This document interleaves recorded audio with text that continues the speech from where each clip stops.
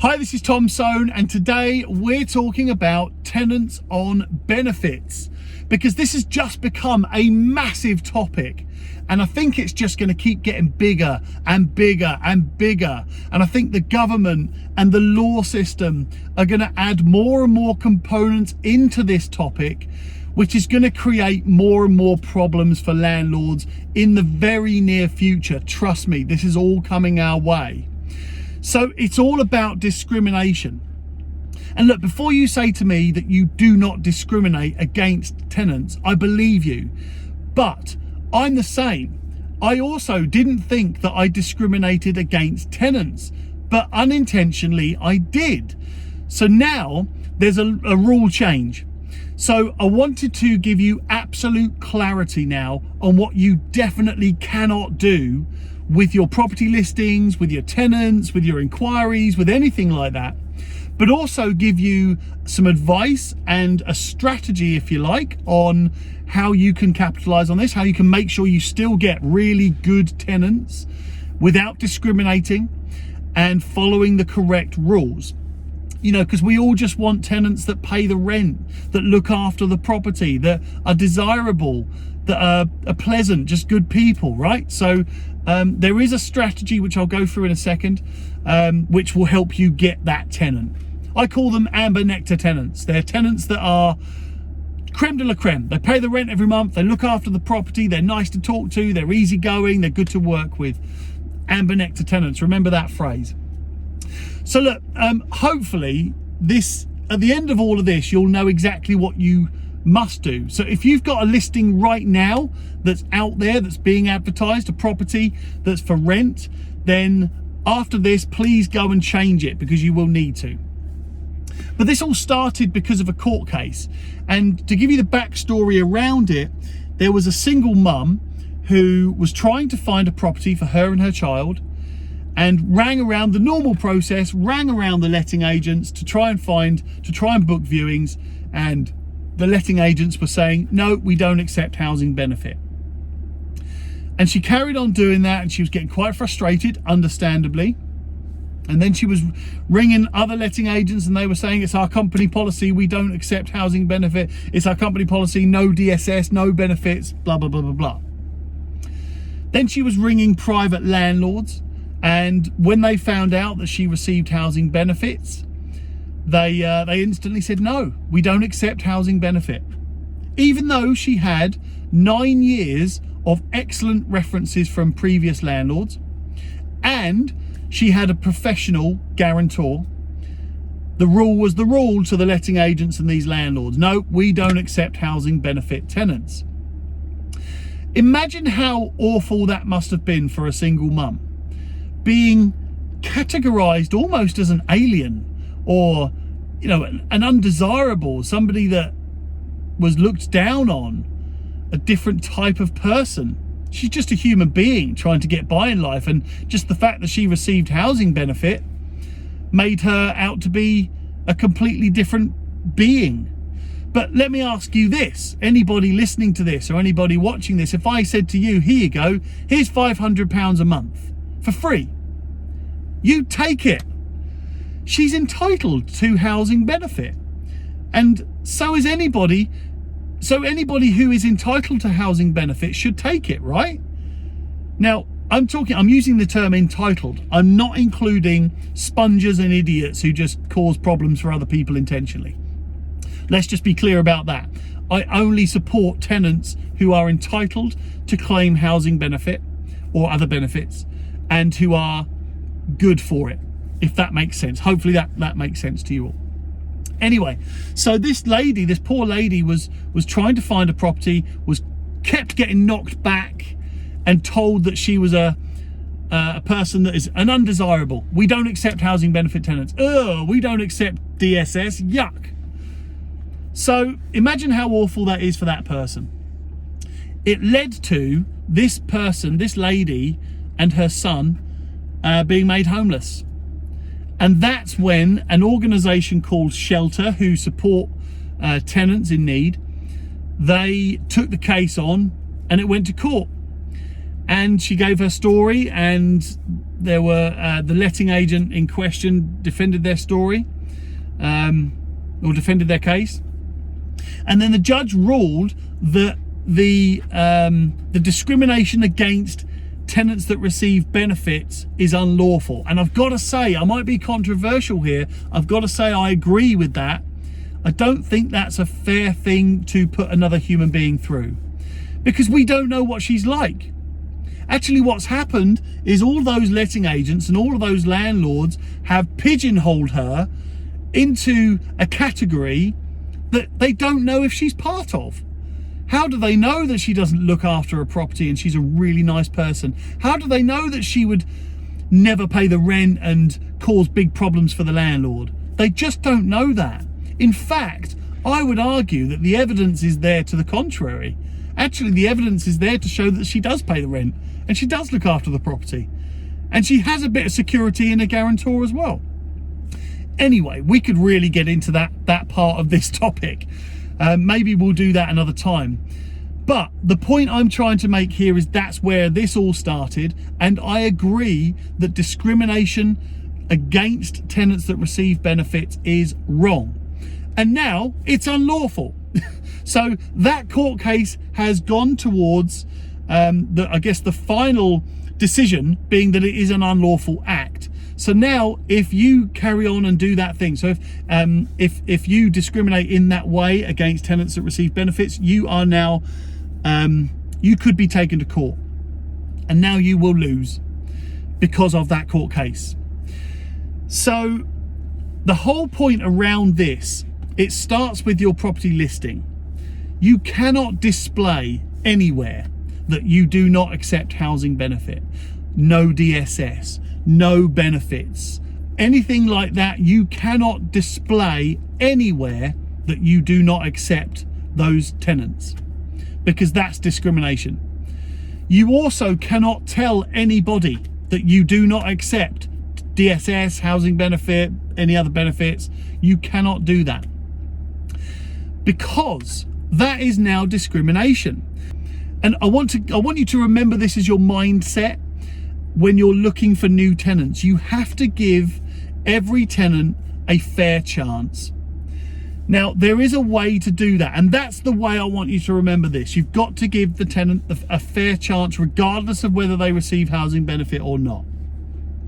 Now, the question has to be, how do we avoid bad tenants?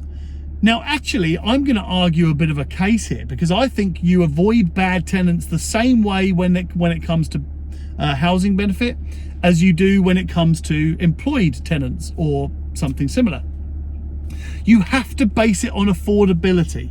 You have to ask the question, can this tenant afford to pay the rent? I don't mean income. I do mean affordability. It's no, you could earn £1 million a month. If you spend out £1 million a month, then you can't afford the rent. You could receive 10 billion a month if you want to. If you can't afford the rent, you can't afford the rent. So first of all, my advice to you is to calculate the tenant's affordability, but preset it as a criteria for this property. And you can put that in the listing, you can talk to each tenant inquiry that you receive, and you can say, for this property, you must have an income of X. If you don't have an income of X, you cannot move into this property. You would prefer a guarantor, and that would be that. And the guarantor must fit this criteria. You cannot say, I don't accept housing benefit tenants. Now remember that you, Mr. and Mrs. Landlord, do not have to accept a tenant. But you certainly cannot reject a tenant because of housing benefit. And hopefully that makes sense. If a tenant comes to your property and says, I want to move in, and they're terrible, you didn't get on well with them, and they're just not really desirable to you, you don't have to accept a tenant. You don't have to accept an offer. But just be fair. That's what we're asking for here, because not all tenants are bad. Do you know what? Over the years, I've done about 4,000, more than that now, bloody hell, I've done about over 4,000 tenancies.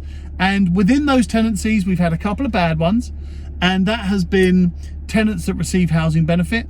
It's also been with tenants that don't receive housing benefit. There have been problem tenants that you would never expect to be problem tenants. I had a bad tenant who was there was a couple, professional couple. It was a doctor and a solicitor, and they left the property in an absolute state, cost the landlord about £6,000, and they just done a runner. Just surprising. When they moved in, we thought they were going to be great tenants. But actually, it brings us back to what you need to be as a landlord and a letting agent. You need to just do the calculation for that tenant. You need to set the criteria for that tenant. Can they afford the property? Yes or no? That's question number one. And if the answer's no, the answer's no. The tenant doesn't move in unless they have. Question number two, if you can't afford to buy the rent, how will you pay? Do you have a guarantor? That's the thing. I mean, for me, if you can't afford to pay the rent, you don't move in. It's as simple as that. So stick to that strategy. But I also think there's more to come here. I think there is a lot more to come, actually. I think that this whole discrimination piece is going to expand. I think there are going to be more components to it. First of all, we're going to start talking about advertising no kids, no pets. I think that's going to go. Do I agree with it? No kids. I do agree that you should not discriminate against parents. I'm a parent myself, and if I was looking for a rental property and I just kept getting told no kids, no kids, no kids, I would get fucked off about that. So definitely I think kids will come into play. Pets, that's different. Technically, you are entitled to have a pet. And if you look after the property, then why not? Pets can cause other problems, fleas and damage and smells and so on. But if you're the tenant, you're responsible for that. So I think that could come in. Even little things like contract status, employment status, like 0-hour contracts. I don't think we'd be able to discriminate against that. And people with not so great credit history, I think that could become something where we have to take a different view on. So this is all coming in. But my advice to you is set out the criteria for the property prior. Don't include anything like benefits or anything like that. Try to just imagine, I don't want to discriminate and I want to give every tenant a fair chance.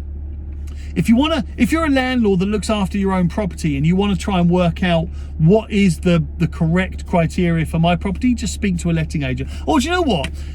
Give me a call or an email or something like that. I'll help you out. There is a very set formula and a calculation for affordability, for criteria for a property. So yeah, drop me a note, send me an inbox or an email. It's tom@pinkstreet.co.uk.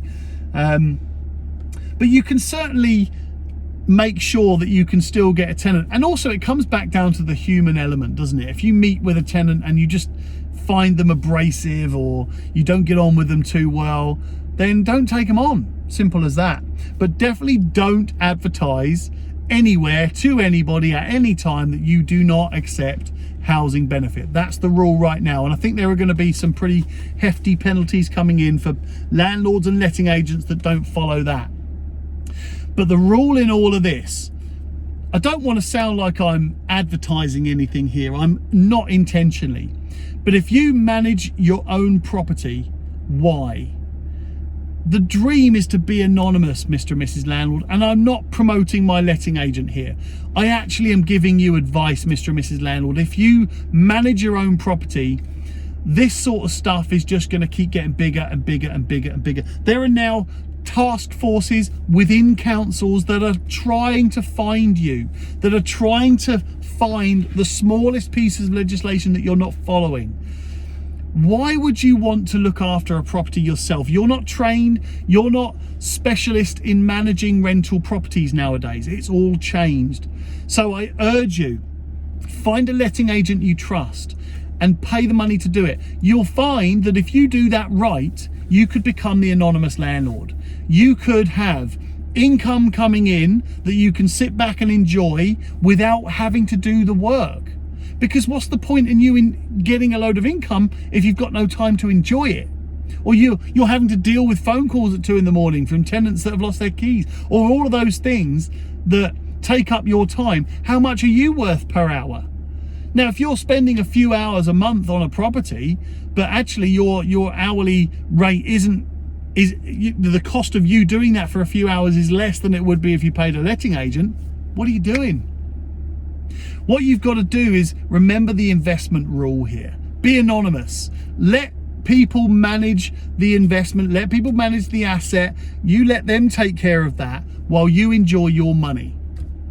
Then you can keep yourself out of it. It's automated, it's systemized, it's delegated, it's constantly growing because your letting agent should be increasing rents with market values, optimizing your costs, maximizing your income. That's what they should be doing.